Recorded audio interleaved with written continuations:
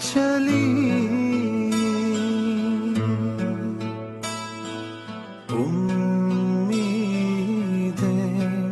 तुझसे जुड़ी।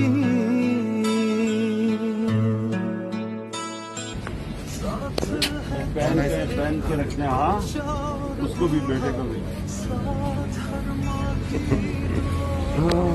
ये G11 मरकज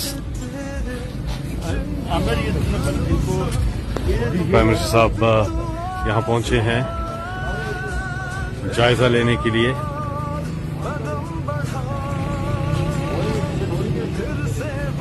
रेडी बान जो है कुर्बान अली एहसास हमसे बहुत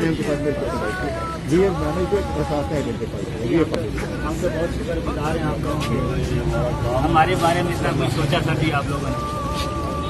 क्या बना रहे हैं? काम सही चल रहा है?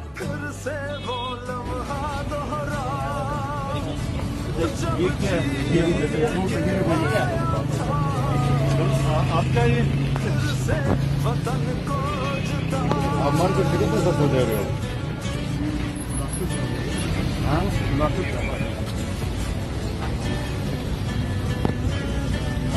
कोरोना की वजह से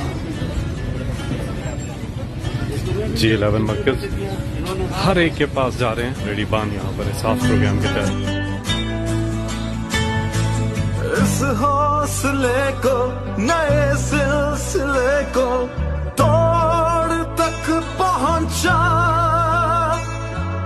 फिर से तू अड़ जा, फिर से तू डट जा,